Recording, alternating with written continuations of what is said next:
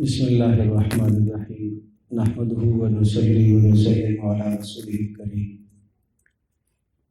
پیارے پیغمبر صلی اللہ تعالیٰ علیہ وسلم کی ایک حدیث ذکر کرتا ہوں۔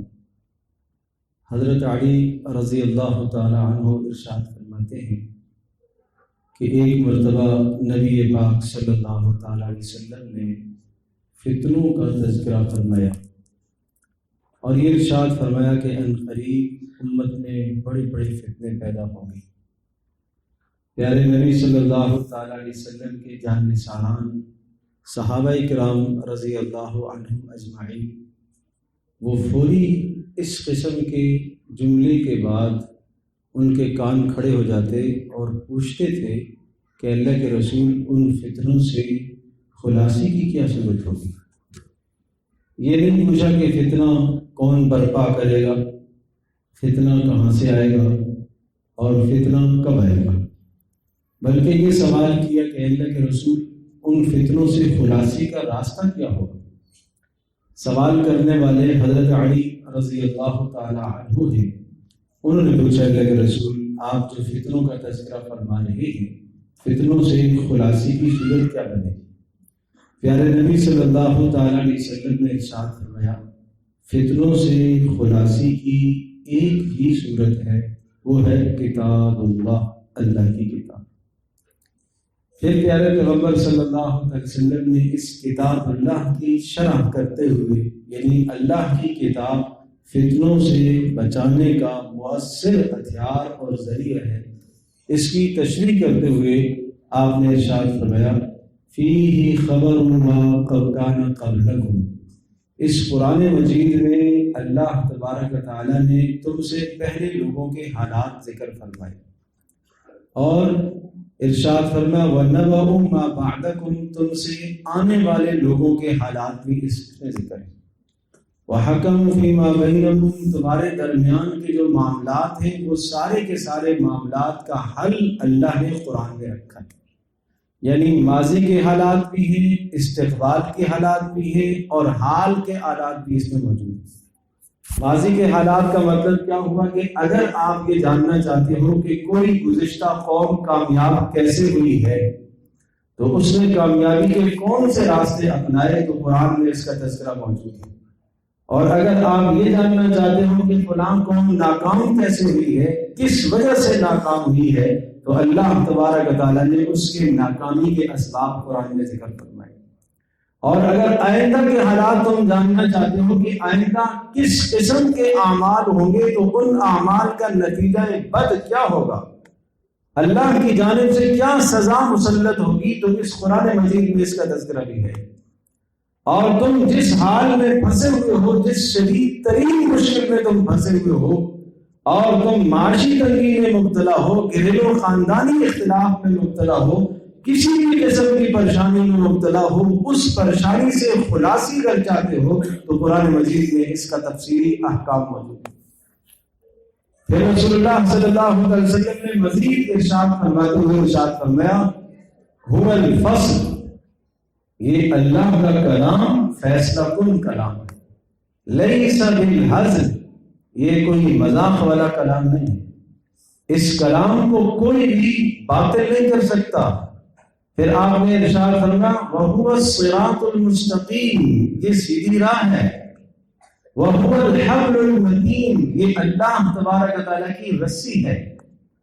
اور ایک دوسری حدیث میں اس کی تشریح فرمائی کہ اللہ کی رسی، قرآن کو اللہ کی رسی کہا گیا، اور فرمایا وہ مبارک رسی جس کا ایک سرا اللہ کے ہاتھ میں ہے اور ایک سرا اللہ نے دنیا میں چھوڑا ہوا ہے۔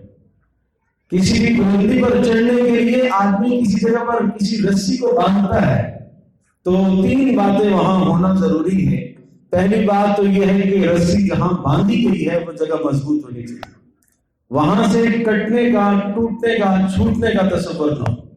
نمبر دو، رسی خود مضبوط ہونی چاہیے، اور نمبر تین، جو آدمی پکڑ کر اوپر چڑھے گا وہ بھی مضبوطی سے تھامے۔ تو جب رسی بھی مضبوط، اوپر جہاں اٹکائی گئی ہے وہ بھی جگہ مضبوط ہے اور پکڑنے والا بھی مضبوطی سے پکڑ رہا ہے تو وہ بلندی پر چڑھ جائے گا۔ بالکل اسی طرح سے رسول اللہ صلی اللہ علیہ وسلم نے مثال سے سمجھایا ہے کہ قرآن مجید سمجھو اللہ کی رسی ہے، اس کا ایک سرا اللہ کے پاس ہے، وہاں سے ٹوٹنے کا کوئی تصور نہیں، اور اس کے خود ٹوٹنے کا کوئی تصور ممکن نہیں ہے، اور اس کا ایک سرا نیچے ہے، جو اس سرے کو پکڑ لے گا وہ اللہ تک پہنچ جائے گا۔ اس لیے فرمایا وَهُوَ حَبْلُ اللَّهِ الْمَتِينُ وَهُوَ الذِّكْرُ الْحَكِيمُ، یہ وہ کلام ہے جو ناصحانہ کلام ہے، یہ دلوں کو جھنجھوڑنے والا کلام ہے، یہ دلوں کی بند تاروں کو اور بند باروں کو کھولنے والا اللہ کا کلام ہے۔ اور پھر آپ نے ارشاد فرمایا من اتبع الہدی من ترکہ من جبار قصمہ اللہ، جو آدمی متکبر بن کر قرآن سے منہ موڑے گا اللہ اس کو توڑ کر رکھ دے گا۔ جو تکبر کرتے ہوئے اس کی تلاوت سے تکبر کرے گا، سننے سے تکبر کرے گا، معنی سمجھنے سے تکبر کرے گا، اعراض کرے گا، اللہ اس کو توڑ کر رکھ دے گا، اس کی نسلوں کو اللہ توڑ دے گا۔ من ابتغى الهدى بغيره اضله اللہ، یہ رسول اللہ صلی اللہ علیہ وسلم کی حدیث سنا رہا ہوں۔ فرمایا جس شخص نے قرآن مجید کو چھوڑ کر کسی اور راستے میں ہدایت کو تلاش کیا، کہیں اور سے اپنی رہنمائی کے راستے اسباب اختیار کرنے کی کوشش کی، اضلہ اللہ، اللہ اس کو گمراہ کرے گا، اس کے لیے گمراہی کے راستے کھلے ہوئے ہیں۔ پھر آپ نے ارشاد فرمایا کہ یہ وہ اللہ کا کلام ہے بلا یخلق عن کثرت الرد، بار بار پڑھنے سے آدمی کے اندر اکتاہٹ نہیں پیدا ہوتی، بار بار سننے سے اکتاہٹ نہیں پیدا ہوتی۔ جب سے نماز پڑھ رہے ہیں سورۃ الفاتحہ پڑھ رہے ہیں، لیکن کبھی بھی اکتاہٹ نہیں پیدا ہوتی کہ نہیں آج سورۃ الفاتحہ نہیں کوئی اور چیز پڑھ لیتا ہوں۔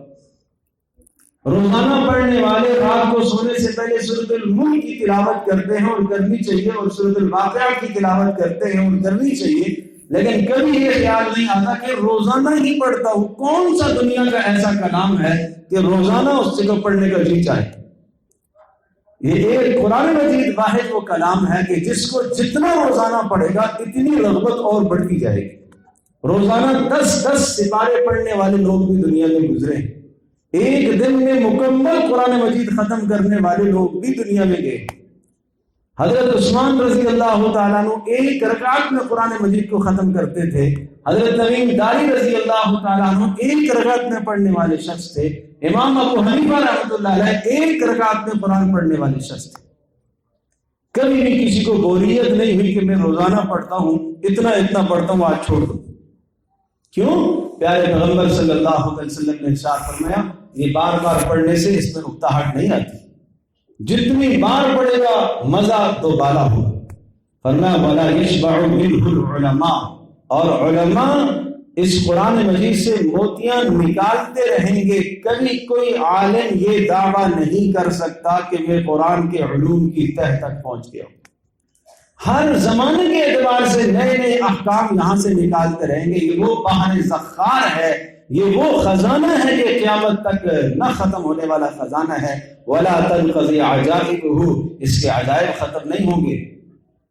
اور فرمایا یہ وہ اللہ کا کلام ہے کہ لَمْ تَنْتَهِ الْجِنُّ إِذَا إِذْ سَمِعَتْهُ حِينَ قَالُوا، جب جنات نے اس اللہ کے کلام کو پیارے پیغمبر صلی اللہ علیہ وسلم کی زبان مبارک سے سنا تھا تو جن بھی پکار اٹھے تھے اِنَّا سَمِعْنَا قُرْآنًا عَجَبًا، ہم نے تو بڑا عجیب کلام سنا ہے، یَهْدِي إِلَى الرُّشْدِ فَآمَنَّا بِهِ وَلَن نُشْرِكَ بِرَبِّنَا أَحَدًا۔ یہ سورۃ الجن ایک جن کی پوری تقریر ہے، اور اس سورۃ الجن کا جو پہلا رکوع ہے یہ وہ جن ہے جو رسول اکرم صلی اللہ علیہ وسلم کی خدمت میں حاضر ہوا تھا۔ آپ علیہ الصلوۃ والسلام کی خدمت میں 6 جنات ایک موقع پر آئے اور وہ مسلمان ہوئے، اور اس کے بعد اس ایک جن نے جو ان 6 کا سردار تھا اس نے جا کر اپنی قوم کے سامنے تبلیغ کی، اور جن کلمات سے اس نے اپنی قوم کے سامنے تبلیغ کی اللہ تبارک و تعالیٰ کو وہ کلمات اتنے خوب لگے، اتنے پسند آئے کہ اللہ نے قرآن مجید میں ان کا حصہ بنا دیا، قرآن کا حصہ ہے وہ۔ پیارے پیغمبر صلی اللہ تعالیٰ علیہ وسلم نے ارشاد فرمایا، اگلی بات سنو، آپ نے ارشاد فرمایا من قان بہ صدقہ، جس نے اس قرآن کے متعلق بات کی اس نے سچ کہا، ومن عمل بہ اجر، اور جس نے اس پر عمل کیا اس کو تو اجر ملے گا ہی ملے گا۔ وَمَن دَعَا إِلَيْهِ فَقَدْ دَعَا إِلَىٰ صِرَاطٍ مُسْتَقِيمٍ، اور جس نے اس کی طرف دعوت دی اس نے سیدھے راستے کی طرف دعوت دی۔ تو بتاؤ خلاصی کا فتنوں سے، پریشانیوں سے، مصائب سے نکلنے کا جو راستہ ہے وہ کیا ہے؟ وہ اللہ کا کلام۔ میرے عزیز دوستو بزرگوں، اس کے حق ادا کرو۔ اس کا پہلا حق ہے ایمان لانا۔ لائے ہیں سارے سب قرآن مجید کو اللہ کا کلام مانتے ہیں۔ اس کا دوسرا حق ہے اس کو درست پڑھنا، اس کا دوسرا حق ہے۔ اس کو درست پڑھنا اس کا دوسرا حق ہے۔ اس لیے حدیث میں آتا ہے بہت سارے لوگ قرآن پڑھتے ہیں مگر قرآن ان پر لعنت کرتے ہیں۔ اللہ اس لعنت سے ہمیں بچائے۔ کیسے؟ اس طرح سے قرآن پڑھ رہا ہو جس طرح سے اللہ نے نہیں اتارا۔ تو پھر اس کا مطلب یہ ہوا کہ یہ آدمی یہ کہہ رہا ہے کہ یہ اللہ کا کلام ہے، جبکہ اللہ کا کلام تو یہ نہیں پڑھ رہا، اللہ نے تو ایسا نہیں اتارا۔ میں چند مثالیں عرض کرتا ہوں۔ الحمدللہ رب العالمین، لفظ الحمدللہ اللہ نے تو یوں اتارا ہے۔ ایک آدمی پڑھتا ہے الحمدللہ الحمدللہ، تو اللہ نے تو ایسا نہیں اتارا، یہ تو اللہ پر جھوٹ باندھ رہے ہیں، یہ تو اللہ پر جھوٹ باندھ رہے ہیں۔ اِنَّا أَعْطَيْنَاكَ الْكَوْثَرَ فَصَلِّ لِرَبِّكَ وَانْحَرْ۔ فَصَلِّ، صلی کا معنی نماز پڑھی، اپنے پروردگار کے لیے نماز پڑھی۔ اگر ایک آدمی صلی صاد درست نہیں ادا کرتا، صاد کی جگہ سین پڑھتا ہے سلی، تو سلی کا مطلب ہے تلوار سونت لیجئے۔ معنی یہ تھا اپنے رب کے لیے نماز پڑھیے، یہ پڑھ رہا ہے سلی لے رب کا، تو مطلب ہے اپنے رب کے لیے تلوار نکالیے۔ اس کی نماز کا کیا حشر ہوگا؟ ونحر ہا کے ساتھ ہے، نہر، نہر سے ہے قربانی کرنا، نہر کرنا۔ ونحر قربانی کیجیے۔ ایک پڑھنے والا پڑھتا ہے ونحر، تو ونحر کا معنی جھڑکیے۔ سورۃ الضحیٰ میں آتا ہے وَأَمَّا السَّائِلَ فَلَا تَنْهَرْ، سائل آئے تو اسے مت جھڑکیے۔ فَلَا تَنْهَرْ، وہ تنہر ہے، یہ ونحر ہے۔ دونوں میں زمین آسمان کا فرق ہے بھائی۔ ہا کی جگہ ہا پڑھنا، نماز فاسد ہو جائے گی، ٹوٹ جائے گی نماز۔ 4 غلطیاں اتنی بڑی فاحش غلطیاں ہیں کہ جن 4 غلطیوں سے نماز ٹوٹ جاتی ہے۔ قرآن مجید میں 4 غلطیاں۔ یہ تو آپ جانتے ہیں ہماری زبان اردو زبان ہے، اردو کا رسم الخط عربی کا رسم الخط ایک ہی ہے۔ اب میں تو اپنے دوستوں سے کہا کرتا ہوں کہ بھائی جس شخص کو اردو پڑھنی آتی ہے وہ قرآن بھی تو پڑھ لے گا، اس طرح کا تو پڑھ لے گا جیسے اردو پڑھی جاتی ہے، لیکن جس طرح سے محمد رسول اللہ صلی اللہ علیہ وسلم پر قرآن نازل کیا گیا ہے اس طرح سے نہیں پڑھے گا۔ الحمد پڑھنے والا آدمی الحمد تو پڑھ لے گا، اردو پڑھا ہوا آدمی الحمد پڑھ لے گا۔ رب العالمین اس کے لیے پڑھنا کون سا مشکل ہے؟ لفظ الرحمن پڑھنا کون سا مشکل ہے؟ الرحیم پڑھنا کون سا مشکل ہے؟ لیکن اگر اس نے اس طرح سے نہ پڑھا جس طرح سے رسول اللہ صلی اللہ علیہ وسلم پر قرآن اتارا گیا، جیسے آپ نے رسول اللہ صلی اللہ علیہ وسلم نے صحابہ کو سکھایا ہے، تو یہ آدمی وہ قرآن نہیں پڑھ رہا جو اللہ نے اتارا، یہ اپنی مرضی کے مطابق پڑھ رہا ہے۔ پیارے پیغمبر صلی اللہ تعالیٰ علیہ وسلم نے معیار قرار دیا، آپ نے فرمایا مولا عثمان کی طرح قرآن پڑھو، ابی بن کعب کی طرح قرآن پڑھو، ابو موسیٰ اشعری کی طرح قرآن پڑھو، عبداللہ بن مسعود کی طرح قرآن پڑھو۔ آپ نے ان کی قرات کو معیار قرار دیا۔ رسول اللہ صلی اللہ علیہ وسلم ایک مرتبہ رات کو تشریف لائے، مسجد میں آپ داخل ہوئے، دیکھا کنارے میں ایک آدمی نماز میں کھڑے قرآن پڑھ رہا، کیا خوب انداز اس کے پڑھنے کا تھا۔ پیارے پیغمبر صلی اللہ علیہ وسلم قریب ہوتے گئے سننے کے لیے، قریب گئے تو آپ سنتے رہے، اللہ کے نبی کو مزہ آ رہا قرآن سنتے۔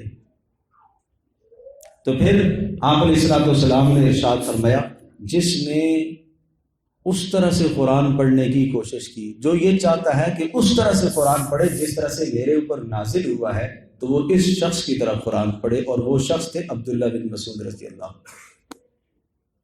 صبح ہوئی، حضرت ابوبکر صدیق رضی اللہ تعالیٰ عنہ، عمر فاروق فرماتے ہیں میں صبح گیا جا کے خوشخبری سناؤں کہ اللہ کے نبی نے آپ کی قرات کو معیار قرار دیا ہے۔ کہتے ہیں صبح جب میں خوشخبری سنانے کے لیے جا رہا تھا تو دیکھا ابوبکر صدیق رضی اللہ تعالیٰ عنہ خوشخبری سنا کر واپس آ رہے۔ آپ علیہ السلام فرمایا کرتے تھے کہ یہ ابو موسیٰ اشعری کے خاندان کے جو لوگ ہیں، میں رات کو جب ان کے خیموں کے پاس سے گزرتا ہوں، ان کے گھروں کے پاس سے گزرتا ہوں تو میں ان کی آوازوں سے پہچان لیتا ہوں یہ اتنا خوبصورت قرآن پڑھتے ہیں۔ یہ وہاں قرآن مجید کے پڑھنے کا معیار تھا۔ تو میں نے عرض کیا کہ 4 غلطیاں ایسی ہیں جن سے آدمی کی نماز ٹوٹ جاتی ہے۔ ایک حرف کو دوسرے حرف سے بدل دینا، ہا کی جگہ ہا پڑھ دینا، ونہر کی جگہ ونہر پڑھنا، الحمد کی جگہ الحمد پڑھنا، بسم اللہ الرحمن الرحیم رحیم کی جگہ رحیم پڑھنا۔ ایک حرف کو دوسرے حرف سے بدل رہا ہے۔ حضرت مولانا اشرف علی تھانوی نور اللہ مرقدہ نے لکھا ہے، یہ 4 غلطیاں ان کی لکھی ہوئی ہیں، جمال القرآن مشہور کتاب ہے۔ اور اسی طرح سے ارشاد فرمایا ایک حرف، ایک زبر، ایک زیر، ایک پیش کو لمبا کر کے پڑھنا، حالانکہ اس کو کھینچنا نہیں ہوتا ہے۔ ایاک نعبد، دال کے اوپر پیش ہے، اس کو کھینچ کے پڑھتے ہیں نعبد، تو مطلب ہے اس نے دال کے بعد واو کا اضافہ کر دیا، نعبد اضافہ کر دیا۔ ایاکا کا ہے تو اس کو کھینچتا ہے، ایاکا تو مطلب ہے کاف کے زبر کے بعد اس نے الف کا اضافہ کر دیا۔ اللہ نے تو یہ الف نہیں اتارا، یہ تو اپنی طرف سے اضافہ کر رہے ہیں۔ اور اسی طرح سے کسی کھینچنے والے حروف کو، حروف مدہ کو گھٹا دینا، جس کو کھینچنا چاہیے اس کو گھٹا کے پڑھتا ہے، انا اعطینا، انا اس کو کھینچنا ہے، اور اگر اس کو نہیں کھینچتا انا اعطینا پڑھتا ہے۔ پھر اعطینا ہے، اس کو ایک الف تو کم از کم کھینچنا ہے، اگر اس اعطینا کو نہیں کھینچتا نماز ٹوٹ جائے گی، یقین جانو نماز فاسد ہے۔ میں کیا بتاؤں آپ کو، میں معنی سمجھاتا ہوں۔ اعطینا کل کوثر، ہم نے آپ کو، اللہ کہہ رہا ہم نے آپ کو کوثر عطا فرمائی، اور اگر کوئی پڑھتا ہے اعطینا کل کوثر، نون کو نہیں کھینچتا تو اس کا مطلب ہے ان سب عورتوں نے آپ کو کوثر عطا کی۔ کتنا معنی بدل گیا۔ آپ انگریزی میں ایک لفظ ادھر سے ادھر نہیں ہونے دیتے ہو، انگریز بھی پریشان ہو جاتا ہے، اتنا بہترین یہ انگریزی بولتا ہے، تو بھائی کلام اللہ کا ہے، اس کو سمجھنے کی کوشش کرو۔ اور اسی طرح سے ارشاد فرمایا ایک حرکت کو دوسری حرکت سے بدل دینا، مثال کے طور پر صراط الذین انعمت، تا کے اوپر زبر ہے، تو پڑھ لیا نماز ٹوٹ جائے گی۔ یہ 4 غلطیاں ایسی ہیں جو نماز کو فاسد کر دیتی ہیں، تو ان غلطیوں سے اپنے آپ کو بچاؤ۔ یہ قرآن کا حق ہے، قرآن کا درست پڑھنا حق ہے۔ بچے جو ہیں جوان وہ جلدی سیکھیں، ان کے پاس وقت ہے۔ بڑھاپے میں جو حضرات ہیں وہ کوشش کرتے رہیں، جتنا ٹھیک ہو گیا قیامت کے دن پکڑے نہیں جاؤ گے، کم از کم آخری دن بھی زندگی سے ایک دن پہلے سیکھنے کی کوشش کی گئی تو کہا جائے گا کہ آپ نے بھی سیکھنے کی کوشش کی تھی، آخرت میں نجات ہو جائے گی۔ اور تیسرا حق ہے بھائی اس کے معنی کو سمجھنا، یہ بھی ضرورت ہے۔ سورہ کوثر سب سے مختصر ترین سورت ہے، سورہ اخلاص مختصر ترین سورت ہے، سورۃ النصر مختصر ترین سورت ہے، سورۃ العصر مختصر ترین سورت ہے۔ کیا ہم نے کبھی ان کا معنی سیکھا سمجھا؟ سورۃ الفاتحہ ہر نماز میں پڑھتے ہیں، کیا ہم نے اس کا مفہوم سمجھا؟ حضرت علی فرمایا کرتے تھے کہ سورۃ الفاتحہ میں اتنا علم ہے کہ اگر میں لکھنے لگ جاؤں تو 80 اونٹوں کا بوجھ بن جائے گا، اتنا علم اللہ نے عطا فرمایا۔ یہ سب سورۃ الفاتحہ۔ علامہ ابن قیم رحمۃ اللہ علیہ نے ایک کتاب لکھی ہے مدارج السالکین فی تفسیر ایاک نعبد و ایاک نستعین، صرف اس آیت کی تفسیر میں، ایاک نعبد و ایاک نستعین، کتنی؟ 4 جلدوں میں، 4 جلدوں میں علامہ ابن قیم نے کتاب لکھی ہے۔ یہ علم ہے قرآن سارا۔ اور اسی طرح سے میں نے عرض کیا ایمان لانا اس کا حق ہے، تلفظ درست کرنے اس کا حق ہے، معنی سمجھنا اس کا حق ہے، اور عمل کرنا اس کا حق ہے۔ عمل کرو اس پر، جو اللہ کا حکم آیا عمل کرو۔ قرآن کہتا ہے قل للمؤمنین یغضوا من ابصارہم، ایمان والے اپنی نگاہوں کو نیچا کر لیں۔ قرآن کہتا ہے سود سے اپنے آپ کو بچاؤ، نہیں بچاؤ گے تو اللہ اور اس کے رسول کے ساتھ اعلان جنگ کرو۔ ایک ایک حکم قرآن سمجھاتا ہے، اس پر عمل کرو، یہ اس کا حق ہے۔ 5واں حق ہے اس میں تدبر کرو، اس کی آیات میں غور و فکر کرو کہ اللہ پاک ہم سے کیا چاہتا ہے، یہ اس کا حق ہے۔ گزشتہ قومیں کیوں تباہ ہوئیں، کن جرائم اور گناہوں کی وجہ سے تباہ ہوئی ہیں، یہ تدبر کرو، اس کا حق ہے۔ قرآن کہتا ہے، جھنجھوڑتا ہے، افلا یتدبرون القرآن ام علی قلوب اقفالها، کیا دلوں میں تالے پڑ گئے ہیں؟ کیوں تدبر نہیں کرتے اللہ کی آیات میں، کیوں غور و فکر نہیں کرتے اللہ کی آیات میں؟ اس قدر اللہ پاک نے ڈانٹا ہے۔ تدبر کرنا، غور و فکر کرنا فرض ہے قرآن کے اندر۔ اور اسی طرح سے آخری اس کا حق ہے، اس کی نشر و اشاعت میں اپنی جان، اپنا مال، اپنا وقت صرف کرنا، یہ اس قرآن کا حق ہے۔ یہ وہ قیمتی اثاثہ اور خزانہ ہے جو اللہ تبارک و تعالیٰ نے اس امت کو عطا فرمایا۔ اللہ تبارک و تعالیٰ کا محبوب ترین کلام قرآن مجید کلام، اور یہ خاکی، یہ انسان، یہ مٹی کا بنایا ہوا انسان، یہ خاک کا پتلا، یہ من ماء مہین، حقیر اور ذلیل پانی سے پیدا کیا گیا انسان، اس کی زبان پر جب اللہ کا کلام اس طرح سے جاری ہوتا ہے جس طرح سے اللہ نے اتارا، تو فرشتے اترتے ہیں اس کو سننے کے لیے، اس کو سننے کے لیے فرشتے آتے ہیں، منہ صاف کر کے، مسواک کر کے، تدبر کے ساتھ، آداب کے ساتھ جب قرآن پڑھتا ہے، حدیث پاک میں آتا ہے کہ فرشتے اترتے ہیں اور اس کے اونٹوں کے ساتھ آ کر کان لگاتے ہیں، یوں سنتے ہیں۔ کاش کہ یہ پڑھنا ہمیں آ جائے، تدبر سے پڑھنا آ جائے، معنی کے ساتھ پڑھنا آ جائے۔ تو اس لیے رسول اللہ صلی اللہ علیہ وسلم نے ارشاد فرمایا کہ یہ فتنوں سے خلاصی کا ذریعہ ہے۔ تو میرے عزیز دوستو، ہر شخص کے لیے فتنوں سے خلاصی کا ذریعہ اس کے پاس گھر میں موجود ہے۔ تھوڑا سا تدبر کرے، غور و فکر کرے، قرآن کو سمجھنے کی کوشش کرو، اس کے حقوق ادا کرو، اس کو درست پڑھنے کی کوشش کرو، اس کے یہ بڑے حق ہیں، اور اگر یہ حق ادا کیے ہیں تو حدیث میں آتا ہے القرآن حجۃ لک او علیک، یہ آپ کے حق میں بھی گواہ ہو سکتا ہے اور آپ کے خلاف بھی گواہ ہو سکتا ہے۔ حق ادا ہوگے تو آپ کے حق میں گواہ ہے، حق نہیں ادا ہوئے تو آپ کے خلاف گواہ ہوگا۔ قرآن اس شخص کے خلاف گواہی دے گا جس نے اس کے حق نہیں ادا کیے۔ نمبر 2، رسول اللہ صلی اللہ علیہ وسلم کھڑے ہو کر یہ ارشاد فرمائیں گے، سورۃ الفرقان کی یہ آیت ہے، وقال الرسول یا رب ان قوم اتخذوا هذا القرآن مہجورا، اے اللہ میری امت کے فلاں فلاں فرد نے قرآن کو چھوڑا ہوا تھا۔ تو جس کے خلاف قرآن ہو گیا، جس کے خلاف اللہ کے رسول ہو گئے، اس کی نجات کیسے ممکن ہے؟ اللہ ہم سب کی حفاظت فرمائے اور ہماری اس مجلس کو اپنی بارگاہ میں قبول فرمائے۔ الحمدللہ رب العالمین، عدد خلقہ ورضا نفسہ وزنۃ عرشہ ومداد کلماتہ، یا اول الاولین یا آخر الآخرین یا راحم المساکین یا حنان یا منان یا بدیع السماوات والارض، اے ارحم الراحمین ہماری اس نشست کو قبول فرما۔ اے اللہ جو باتیں کی گئی ہیں عمل کی توفیق عطا فرما، قرآن مقدس کو صحیح پڑھنے کی توفیق عطا فرما۔ اے اللہ جس طرح سے تو نے اپنے نبی پاک صلی اللہ علیہ وسلم پر اتارا، اے اللہ اس طرح سے ہمیں پڑھنے کی توفیق نصیب فرما۔ اے اللہ اس کا نور ہمارے سینوں میں اتار دے۔ اے ارحم الراحمین صبح و شام دن رات اس کی تلاوت کرنے کی توفیق نصیب فرما۔ اے اللہ تدبر کے ساتھ، غور و فکر کے ساتھ، معنی سمجھ کر ہمیں پڑھنے کی توفیق عطا فرما۔ اے ارحم الراحمین ہم سب کے بچوں کو نیک و صالح بنا۔ اے اللہ جن بچوں نے یہ قرآن مجید پڑھا ہے، بچی کے بچے نے، اے اللہ ان کا پڑھنا اپنی بارگاہ میں قبول فرما۔ خاندان والوں کے لیے بخشش اور نجات کا ذریعہ بنا، اساتذہ کے لیے اے اللہ بخشش اور نجات کا ذریعہ بنا، آخرت میں درجات کی بلندی کا ذریعہ بنا۔ اے اللہ ہم سب کو اپنے بچوں پر محنت کر کے اے اللہ صحیح قرآن پڑھانے کی توفیق عطا فرما۔ اے اللہ تلفظ درست کرانے کی ہمیں توفیق نصیب فرما۔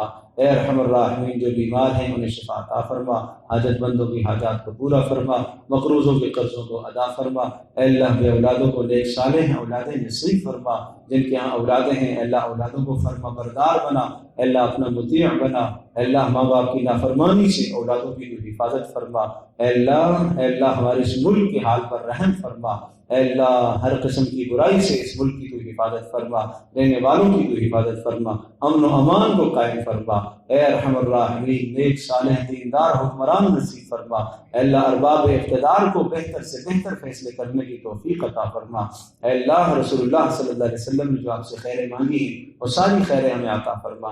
جن شرور سے پناہ چاہی ہے ان تمام شرور اور برائیوں سے ہم سب کی حفاظت فرما۔ اے اللہ اٹھنے سے پہلے ہم سب کے گناہوں کو معاف فرما۔ اے اللہ ہم سب کے گناہوں کو معاف فرما، جن کے دلوں میں جائز حاجات ہیں اپنے فضل سے اپنے کرم سے ان کی حاجات کو پورا فرما۔ اے اللہ ہماری دعاؤں کو قبول فرما۔ وصلی اللہ تعالی علی خیر خلق محمد وعلی آلہ۔